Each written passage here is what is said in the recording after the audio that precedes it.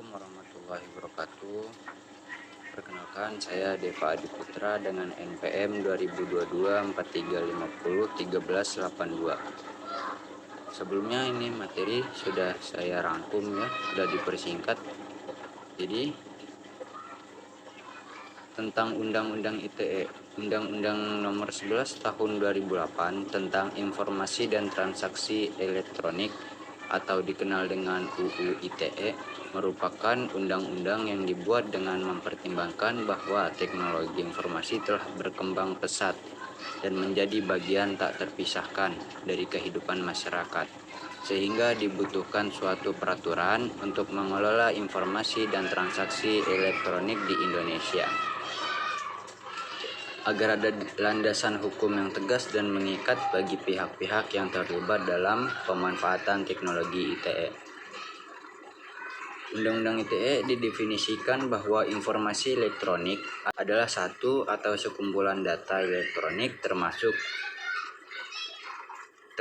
tetapi tidak terbatas pada tulisan, suara, gambar, peta, rancangan, foto, electronic data interchange atau EDI, surat elektronik, electronic mail, telegram, telex, telekopi atau sejenisnya.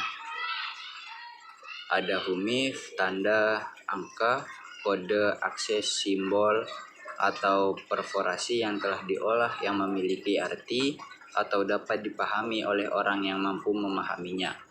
Sedangkan yang dimaksud dengan transaksi elektronik adalah perbuatan hukum yang dilakukan dengan menggunakan komputer, jaringan komputer, atau media elektronik lainnya. Membahas tentang sertifikasi elektronik dan tanda tangan elektronik di mana dinyatakan bahwa setiap orang berhak menggunakan jasa penyelenggara sertifikasi elektronik untuk pembuatan tanda tangan elektronik, baik itu dengan jasa penyelenggara sertifikasi elektronik Indonesia maupun asing. Mengatur tentang transaksi elektronik di mana transaksi elektronik dapat dilakukan dalam lingkup publik maupun privat. Dalam pelaksanaannya harus berdasarkan kesepakatan pihak-pihak yang terlibat, pengirim dan penerima, serta harus mematuhi peraturan yang telah dibuat pemerintah. Dikatakan bahwa siapapun berhak memiliki nama domain berdasarkan prinsip pendaftar pertama, serta dalam pemilikan dan pemanfaatannya harus didasarkan pada itikad baik, tidak melanggar prinsip persaingan usaha secara sehat, dan tidak melanggar hak orang lain. Diterangkan tentang perbuatan yang dilarang sehubungan dengan pemanfaatan teknologi ITE, antara lain dilarangnya muatan yang melanggar kesusilaan, mengandung perjudian, penghinaan, pencemaran nama baik, pemerasan, ancaman, berita dan menyesatkan, rasis, melakukan intersepsi, mengakses yang bukan haknya, melakukan penyadapan, mempublikasikan informasi rahasia, dan larangan menyediakan bantuan dilakukannya. Menyediakan bantuan dilakukannya pelanggaran-pelanggaran tersebut.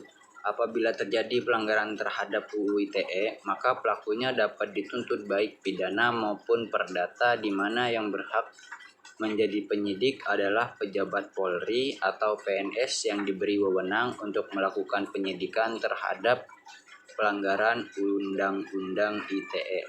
Ancaman hukumannya berupa pidana penjara dan denda uang. Tuntutan juga dapat diajukan jika terjadi persengketaan antara dua atau lebih pihak. Dalam Undang-Undang ITE dijelaskan pula peran pemerintah dalam ITE, yaitu antara lain memfasilitasi pemanfaatan teknologi ITE, melindungi kepentingan umum dari berbagai gangguan sehubungan dengan ITE, dan menetapkan instansi atau institusi yang memiliki dama elektronik strategis yang wajib dilindungi.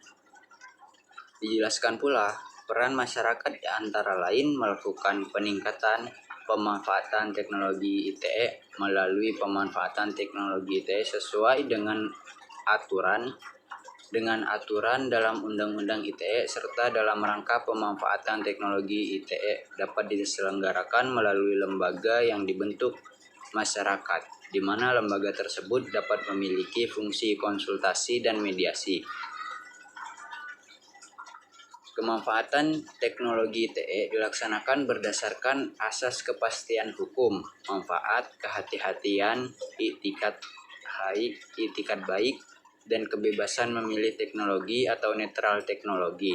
Tujuan pemanfaatan teknologi ITE yang ada di undang-undang ini antara lain untuk mencerdaskan kehidupan bangsa, meningkatkan kesejahteraan masyarakat, meningkatkan efektivitas dan efisiensi pelayanan publik, dan memberikan kepastian hukum bagi pihak-pihak pemanfaat teknologi ITE.